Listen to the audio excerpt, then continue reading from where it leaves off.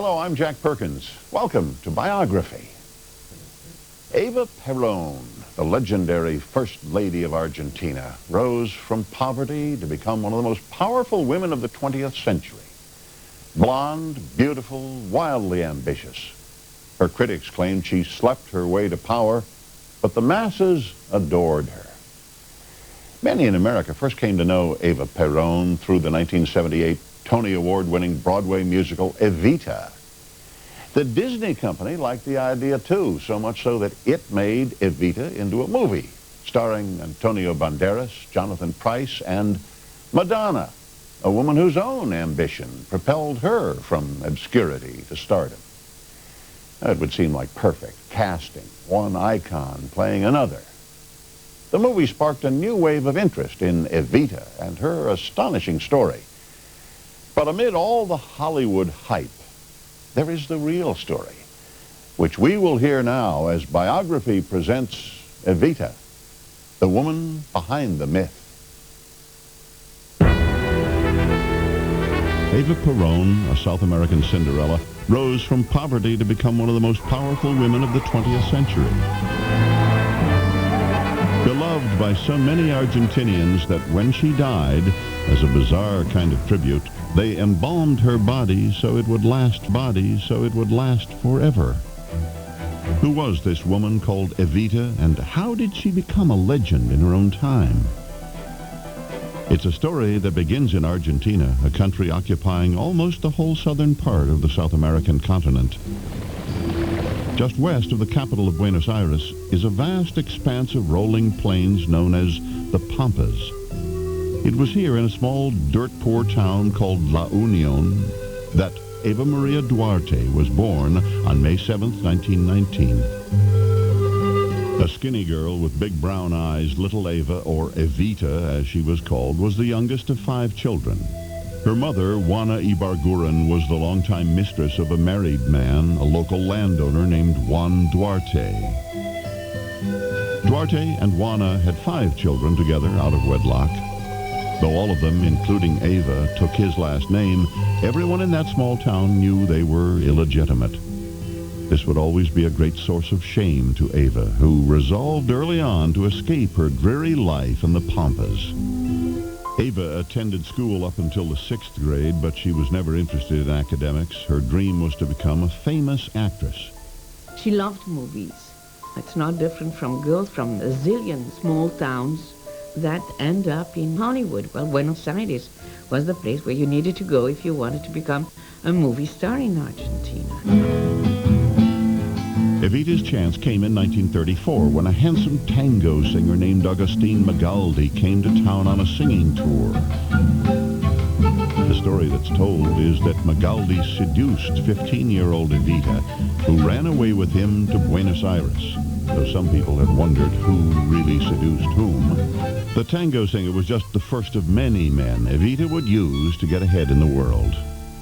Once she got to the capital, she went through a series of lovers who supported her during her first months away from home.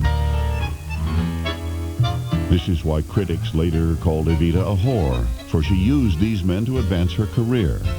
It was through one of these lovers that she first got work as a magazine model. Evita was among 12 young women who were sent to my photography studio. She had a swimsuit that she had borrowed. We had to staple it in the back to make it fit. She was very thin, so we stuffed some padding into the top of her swimsuit so that she would look better. I noticed she had very long legs and beautiful skin. That beautiful skin helped Evita get a lot of modeling jobs.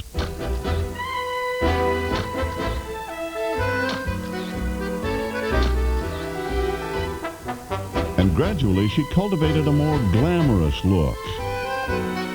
But her career didn't really take off until she changed her looks dramatically by bleaching her black hair blonde. Not long after that, she landed a job on one of the radio soap operas, which were all the rage in Argentina. And Eva, who had a nice voice and looked good in publicity photos, soon became a well-known radio personality. Her star status got her invited to parties and benefits where she met some high-ranking military officers. whom she continued to date and discard until she met a tall, strikingly handsome Army colonel named Juan Domingo Peron. Peron was a rising star on the Argentine political scene. An expert swordsman and marksman, he had risen quickly through the ranks of the Argentine army. At 48, he was already Secretary of Labor, and the talk around town was that he might one day be President of Argentina. He had been married before, but his first wife died of cancer. So that when Eva met him at a benefit for earthquake victims in 1944, Peron was a very eligible bachelor. He was a very handsome man. Hair, full back and lots of teeth.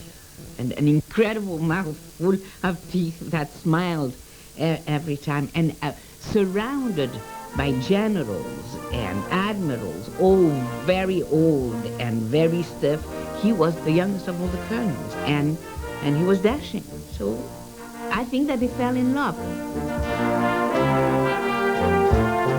At 24, Eva had finally found a man with enough power to satisfy her driving ambition. And as the news spread that she was Peron's mistress, the radio station where she worked doubled her pay, and finally she began to get work as a movie actress. The Circus Cavalcade was one of Eva's first films. She played a young country girl who was the rival of an older woman, the movie's big star, Libertad Lamarque. The two women did not get along, on-screen or off. There was indeed rivalry between Eva Duarte and me. I was at that time already a famous actress, so Eva could not compare with me. She would have loved to be a great actress. To tell you the truth, she wanted to be like me, but she didn't have what it takes. Y así es. ¿Y me lo dices a mí? By all accounts, Eva was not a good actress, but that didn't stop her from behaving like a prima donna. She often arrived late, making everyone wait around for her. Lamarque finally got so fed up, she decided to confront her rival. She burst into her dressing room unannounced and found Evita having a private lunch with the directors and producers. Todos se levantaron. Everyone stood up and said, Libertad, come over, join us for lunch. Even Eva said, come on, join us. But I replied, no, thank you. I am going to join the people of my own class. And I left and slammed the door hard behind me. Eva never forgot that insult, just as she never forgot the slights she suffered as an illegitimate child or the rejections she endured as an aspiring actress. But for now, she would file all the hurt and humiliation away. She would deal with it later. For at 24, Eva Maria Duarte was already well on her way to becoming more than just a movie star.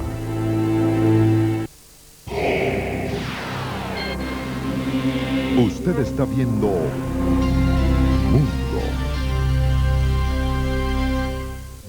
En la cumbre de la selva tropical, donde la vida es la reina suprema, conviven millones de...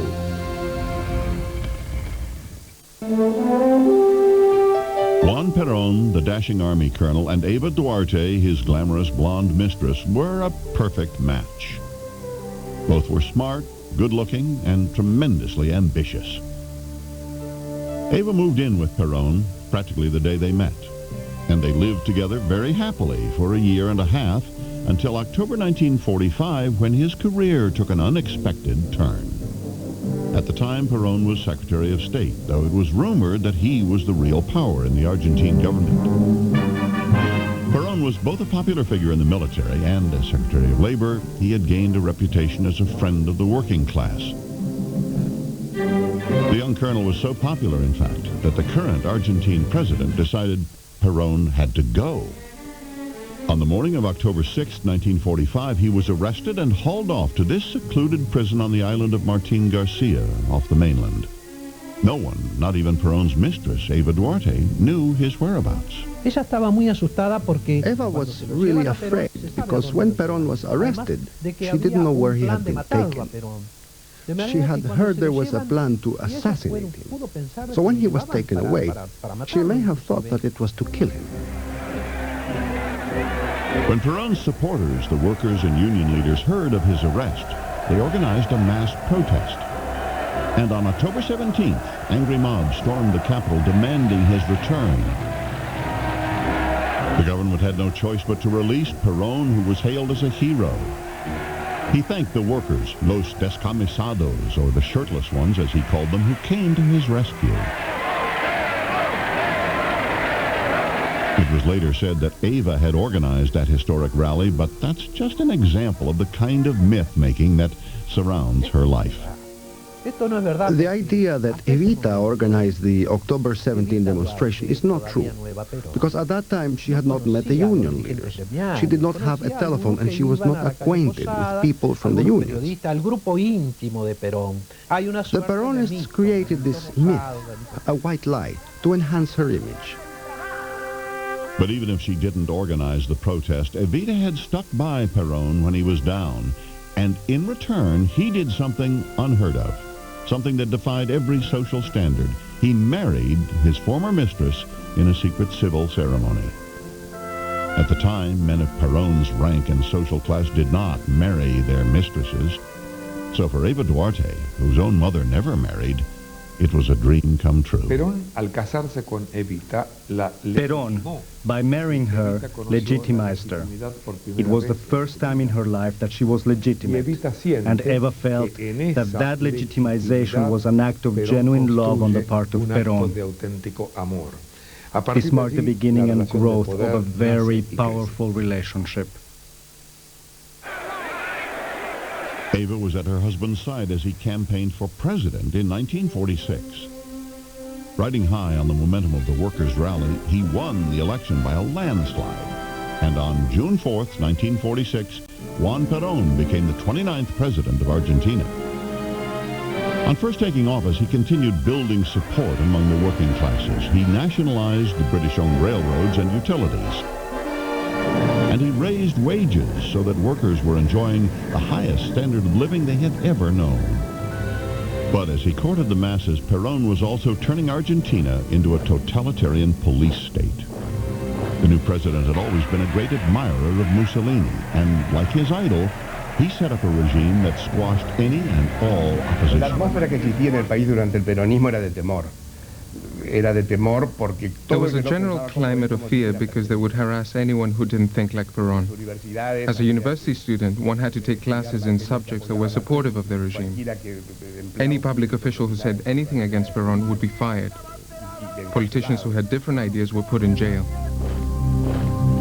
As this new fascist regime took control, thousands of Argentinians were forced to flee the country. Most left for political reasons, but others were driven out by Eva Peron. For as Evita got her first taste of power, she began to take revenge on people from her past, including anyone who had dared insult her, like her old rival, actress Libertad Lamarque. Estábamos determinados artistas, estábamos en la lista negra. Some actors and actresses, including me, were on a blacklist. Suffice it to say that no one could talk to me or have any contact with me or invite me to their homes. They punished people who had contact with me. So people turned away from me. Like many others, Lamarque chose to leave the country as Evita took an increasingly active role in running the state. She commandeered an office in the labor ministry where each day she interviewed hundreds of people who came to her to request favors, contracts, or jobs. In a country where women had always kept a low profile, Evita's grandstanding rankled some of the men in power. The fact that a woman would be involved in politics and would have power and authority over men was inconceivable. The common men and women could not believe this because we Argentinians are very macho. Our Latin heritage is nurtured by machismo, so it was offensive to our machismo that a woman had power not only over women, but also over men. Evita didn't care if her behavior shocked people. She got up in front of crowds of people and announced, "I am one of you. I know what it is to go hungry." And they responded. Eva seduce a las multitudes Eva seduced the crowds, and this seduction was good for the Peronist movement. Peron gave her a platform for power and allowed her to say whatever she wanted to say, and he discovered this had a great impact on the people. Before everyone's eyes, Eva Peron was reinventing herself, changing from mistress to president's wife. She was the person who invented her own myth, and she was very good at it, because she's an actress. She's a radio actress, she's a movie actress. She knows about stage, about performing, about being something else than what you really are. Eva was enjoying her new role as First Lady of Argentina. Suddenly, she had the power to do things she had only dreamed of. For instance, among the Argentine elite, an annual trip to Europe had always been considered a must. So Eva decided she would go to Europe. In 1947, Evita's plane touched down in Spain. Seen here disembarking with the First Lady is Lilian Guardo, her best friend and constant companion throughout the trip. We were looking forward to a nice reception, but it completely surpassed our expectations. Franco and his wife were at the airport to greet her, along with diplomats and all the important people. It was wonderful how she was received. Franco, who was eager to improve trade relations with Argentina, treated Evita like visiting royalty. He awarded her the Grand Cross of Isabella the Catholic, Spain's highest decoration, and declared a general holiday so that the city's workers could welcome her to Madrid. Through it all, Evita managed to remain perfectly cool and poised, as though she had spent her life as a public figure. But she was really not as confident as she appeared, as Mrs. Guardo discovered that first night in Spain when she was awakened late in the evening by a call from the First Lady. All of a sudden, the phone rang, and I heard Evita saying, Liliancita. That's what she called me when she wanted something special.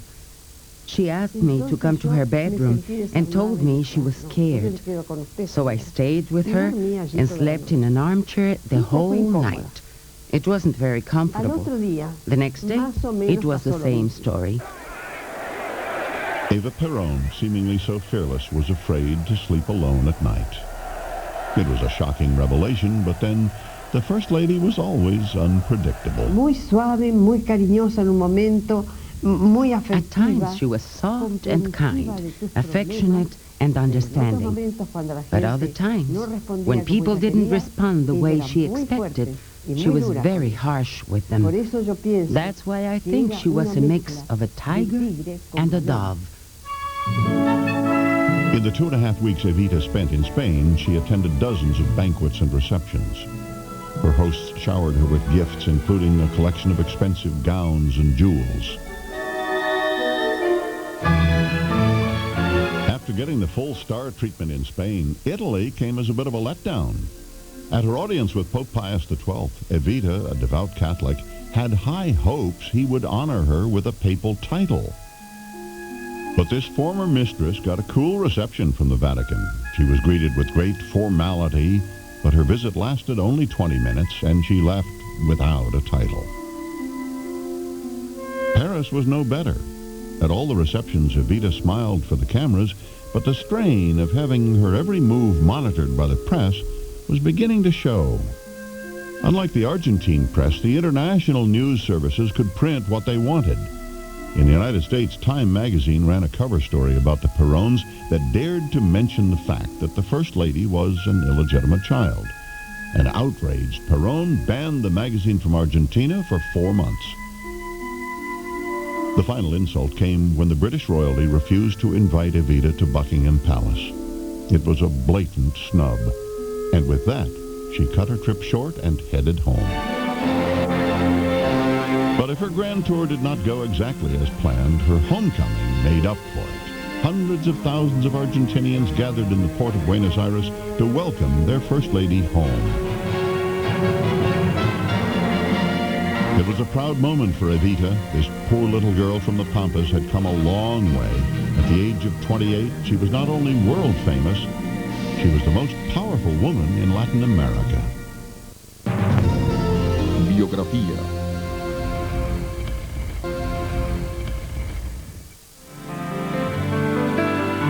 From the moment Eva Peron became First Lady of Argentina, she was very conscious of her image. And like an actress playing a role, she selected her wardrobe with tremendous care, buying dozens of expensive Christian Dior gowns and Ferragamo shoes. By 1948, she owned more than 100 furs, and her jewel collection was said to rival that of Cleopatra. While critics blasted her for being so extravagant, Evita knew that dressing up was a way of saying to the people, I was once like you, but look at me now. You too can be like me. But no matter how expensively she dressed, to Argentina's elite, Evita would always be a social pariah. The Ladies of Beneficence, a charitable organization run by some of the wealthiest women in Argentina, had a tradition of asking the First Lady to be their honorary president.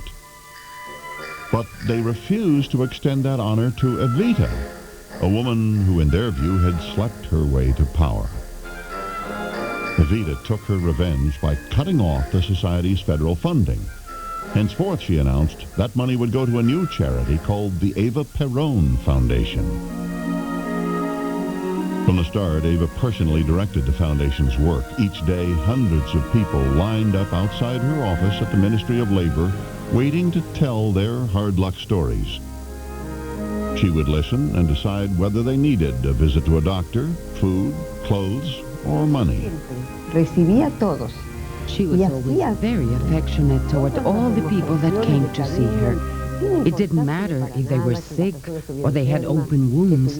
She hugged them anyway, with a lot of affection, and showed them her love.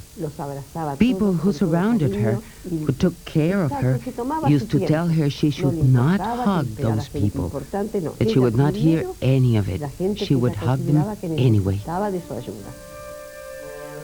The Eva Peron Foundation also built hospitals, schools, and old age homes. Evita City, a huge housing project for the poor, was built in 1948. Today, Evita City is home to people like Maria Elena Warner, whose family was living in a slum before the housing project came along. We were very poor. My mother had 5 children. And she was a widow who worked in a paint factory. The Warner family was given one of the 4,000 furnished homes in the new project. We had everything in those rooms. Beds, tables, clothes for us in the closets, everything. My mother was so happy. Then Evita showed up with a bundle of money. We were next to her, a first lady. We felt small beside her. She was everything to us. By 1949, it was estimated that Eva's foundation was distributing more than $50 million a year to the needy. No one really knows the exact figure, since the First Lady never kept any financial records. Critics say there are no records because Evita didn't want people to know she was running a huge extortion racket. To fund her foundation, she required every Argentine worker to contribute 1 day's pay each year. Private businesses were also expected to make large contributions. Everyone knew that to refuse was to risk having the Perons send in government inspectors who would shut down your business. Meanwhile, Evita continued building schools and orphanages, making sure all her good deeds were duly recorded.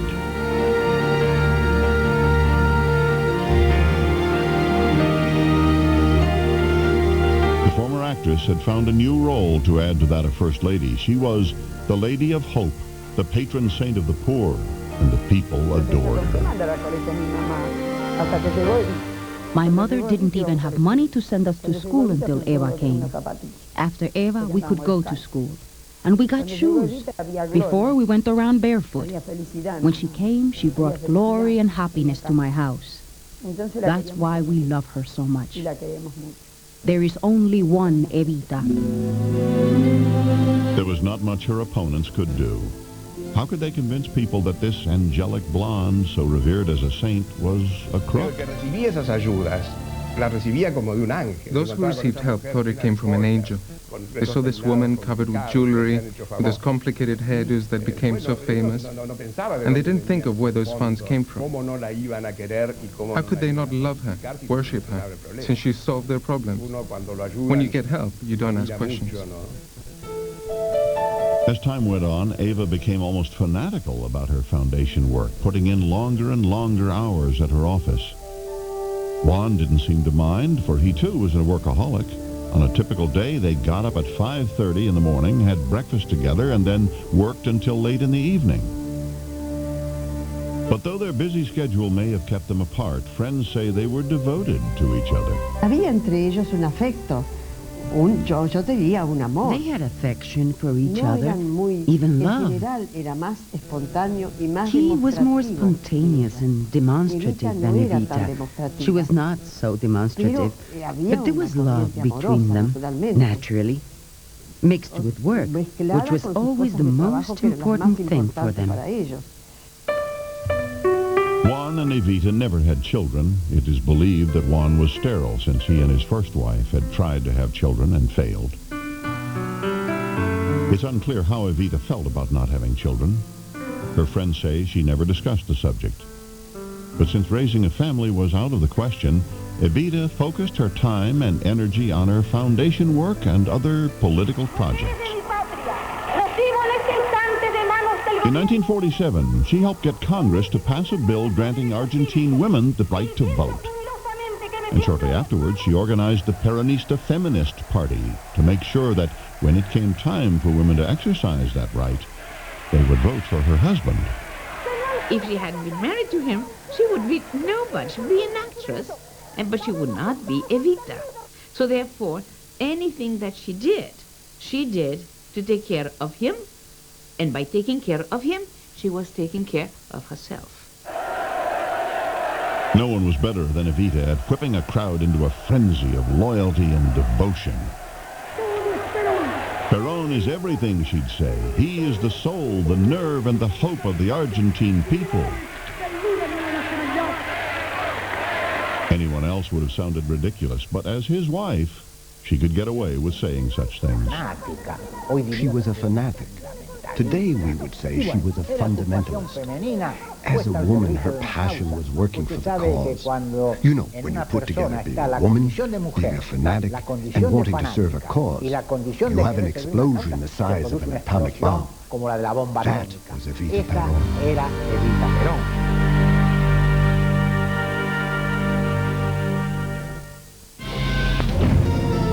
Biografia.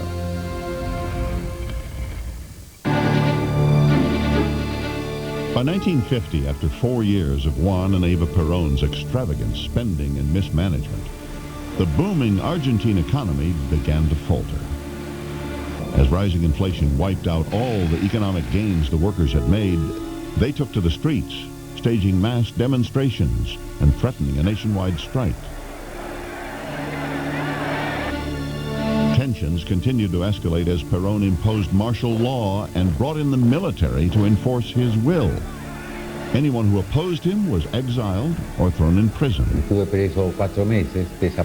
I was jailed for 4 months and tortured for supporting a railway strike. I was indicted by the law regarding crimes against state security that rendered people practically defenseless and imposed very tough penalties. Peron also took control of the Argentine press. If a newspaper dared criticize his administration, he would send in state inspectors who would close it down for failing to meet safety codes. He used these kinds of methods to shut down La Prensa, the country's most famous independent paper. As Peron's strong-arm tactics destroyed the last vestiges of his reputation as a man of the people, his wife's hold on the affections of the poor became all the more critical. By 1950, some thought it might be the only thing keeping Peron in power. She says that she plays a unique political role. She is the bridge of love between the people and Peron. She is what binds the masses, the descamisados, with the leader. And she knows that there's no one else who can play that role. Juan would need his wife's support more than ever in 1951 as he ran for re-election. And she was, as always, eager to help, but this time she asked him for something in return. Evita wanted to be vice president of Argentina. August 22nd, 1951, at a rally of more than 1 million people, Peron, standing above the crowd on a balcony, announced he would run for re-election. But as prearranged, Eva's supporters kept calling her name until finally she arrived and joined him on the balcony. The crowd urged her to accept the nomination for vice president, but she appeared to hesitate. Not until the shouting had reached a frenzy did she finally give in, saying, "I will do what the people say." It was vintage Evita. She played this scene like a pro, making it look as though she was bowing to the will of the people. And it all might have worked if the Argentine military had not intervened. From the beginning, Perón's fellow officers had never approved of a woman taking such an active role in the country's political affairs. And now, if she was elected vice president and something happened to Juan, she would be their commander-in-chief. In no uncertain terms, the generals told Peron if Evita did not renounce her campaign, there would be a revolution. Peron had no choice but to tell Evita to step down. 9 days later, in a national radio broadcast, she declined the nomination she had worked so hard for and wanted so much. "I am not resigning my work," she said, "just the honors." Evita would never get another chance at the vice presidency. Afterwards, people debated whether Peron had done everything he could on her behalf. I don't know to what extent Perón's Machiavellian mind wanted Evita to be vice president.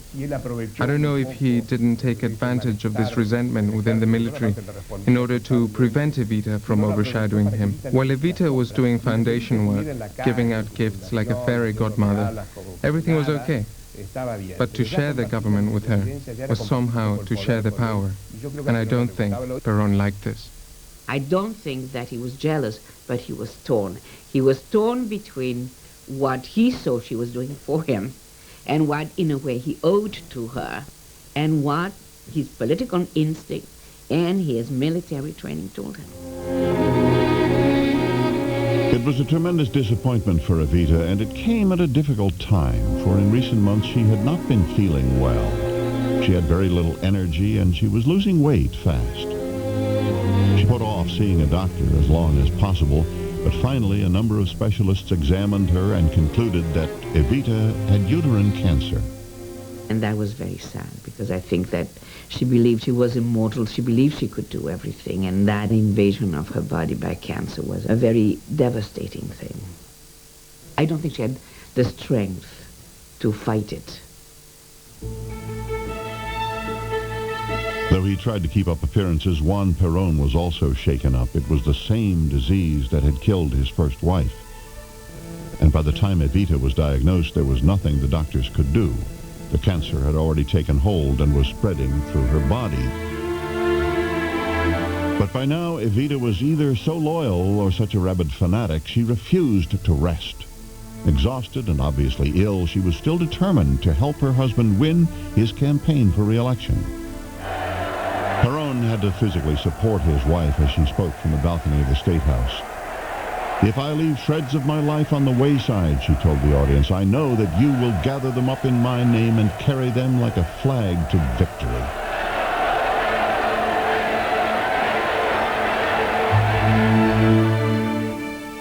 On Election Day, Evita was too sick to go to the polls, so she cast her ballot from a hospital bed. But when Peron won, nothing could keep her from attending his inauguration. She looked pathetically small in her fur coat as she rode through the streets in the open car on the way to the State House. Evita was only 32, but her once photogenic face was painfully thin and her smile was strained. This was the last time Evita would appear in public. In the days following the inauguration, her health declined rapidly. One of her friends remembers being shocked by the sight of the First Lady in her sick bed. Ya no era esa muchacha joven, radiante de vida, llena de fuerza. She was no longer con a young esos woman, ojos full llameantes, of life, full of con strength, esa belleza with those natural glittering que eyes, tenía, with that natural esa beauty of piel hers, with that white blanca. and smooth Ella skin. me miró, dos She looked at lágrimas me. surcaron She let sus 2 mejillas. tears go down her cheeks. Ella estaba muy She was very preocupada. worried. Temía She was por la worried vida about what would y por la happen suerte de to Peron. Juan Peron. La próxima semana, Biografía. July 26, 1952, at 9:42 in the evening, all Argentine radio stations interrupted their programs for this special bulletin. The Subsecretariat of Information fulfills the very sad duty of announcing that Senora Eva Peron, the spiritual chief of the nation, has passed away. Eva Peron, the First Lady of Argentina, was dead at the age of 33. To millions of Argentines, Evita had come to represent a hope for the future, a promise of a better life, and they mourned her now with deep and heartfelt grief. This woman who had been born in poverty got the kind of honors normally accorded a president. When it was announced that her body was at the Ministry of Labor, that building was heaped with flowers. By the end of the day, there was not one flower left in the shops of Buenos Aires. One of the greatest crowds in Argentina's history fought to pay last respects to Evita. It was a mob scene that first day. 8 people died and more than 100 were injured in the crush to file past her coffin. The lines that finally formed stretched literally for miles.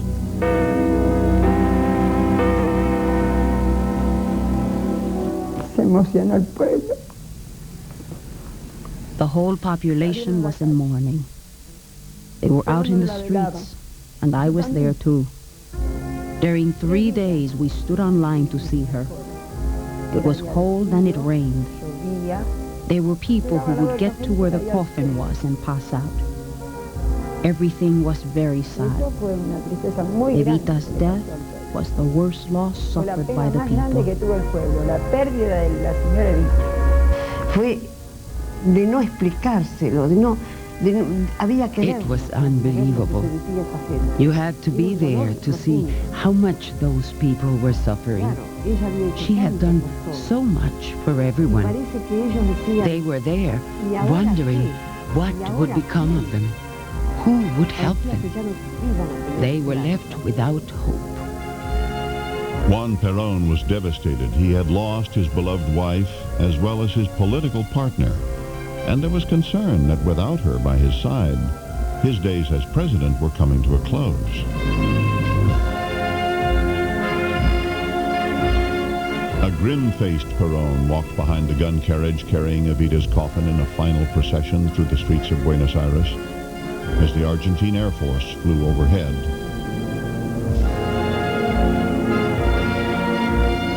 When she was alive, Evita said her greatest fear was to be forgotten. She begged her husband not to let that happen, and he came up with a bizarre solution. He decided to preserve her body forever, just as the Russians had preserved Lenin's corpse. Peron planned to build a huge mausoleum 3 times higher than the Statue of Liberty, where he would place Evita on display. Peron sintió que si el cuerpo de Evita era Peron felt that if Evita's body was embalmed and exhibited to the public, that image of eternity could also perpetuate a certain image of eternity for Peronism itself. Peron hired a Spanish pathologist named Dr. Pedro Ara, who had perfected a technique for preserving human flesh. Dr. Ara, a meticulous craftsman, spent 2 years preserving Evita's entire body, including her brain and other internal organs, which embalmers normally remove. By 1955, Ara had completed his masterpiece. But before Peron could build the mausoleum to house his wife's body, his administration came under attack. The days of dictator Juan Peron are numbered as riot succeeds riot in Buenos Aires and the entire nation seethes with unrest. Without Evita to charm the masses, they rose up against Peron. As a new military regime took control, Peron was forced to flee the country to Spain, leaving Evita's corpse behind. When the new military leaders took over, they were faced with a dilemma. What should they do with Evita's body, this great symbol of Peronism? They wanted to bury her properly. The problem was where to bury her, since wherever they put her would become a shrine, a kind of sacred place for all those who loved her. To prevent Evita's body from being used to rally opposition, they arranged to hide it in a small cemetery in Italy. As the people of Argentina wondered what had happened to Evita, she lay buried under this simple headstone engraved with a false name. She would remain there for 14 years, until 1971, when Juan Peron came back into favor in Argentina. As a gesture of reconciliation, the Argentine government decided to return Evita's body to the exiled dictator. Colonel Silveira went to Milan to oversee excavation of the grave. When the corpse was removed from the ground, the grave digger shouted, "Miracle! Miracle!" They could not believe the woman was dead. These photos, never before seen in the United States, show the condition of Evita's body nearly 20 years after her death. Incredibly, she looks just as she did the day she died. The man in the photo is a mortician who is examining the body for signs of damage.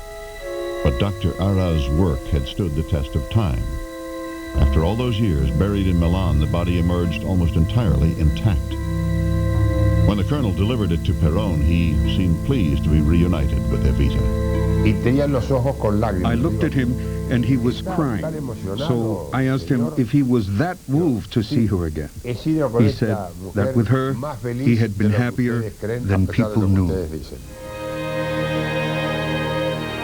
In 1972, Peron returned to Argentina to run one last time for president. By now, he had remarried, and his third wife, Isabel, a former nightclub dancer, ran for vice president. Throughout the campaign, Peron never missed a chance to invoke the image of his dead wife. He won his election, and ironically enough, Isabel won the office Evita had been denied. But Juan Peron's last presidency was short-lived. He died of a heart attack just 9 months after taking office. Isabel took over for a short time, and it was on her insistence that Evita's body was finally returned to her family in Argentina.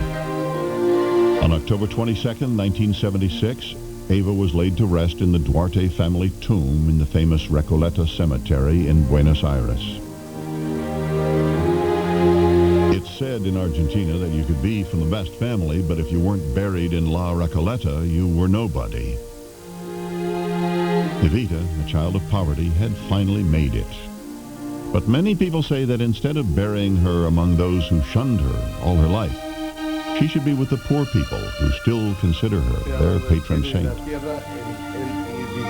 Although the Vatican vetoed a plea to officially declare Evita a Catholic martyr, masses are still held today in honor of La Dama de la Esperanza, the Lady of Hope. Para mí fue una santa. Para mí fue santa. She was a saint for me. I don't know for other people. But for me, she was a saint. I hang her picture so that God will guide her and keep her in peace. Evita simboliza una lucha que es She is the symbol of the eternal fight. The fight of the poor and the disinherited who want more justice and dignity in their lives. And people don't forget this. Evita didn't die in the eyes of her people. She is still alive because she left a huge message full of love. She became a myth. Today, Evita is a myth. Don't cry for me, Argentina. The truth is I never left you. All through my wild days, my mad existence, I kept my promise. Don't keep your distance. On her deathbed in 1952, Evita urged her husband to see that she was never forgotten. Well, after a Broadway musical and a major Hollywood film, she can rest assured. Evita is more famous today than ever. For Biography, I'm Jack Perkins. Thank you for watching.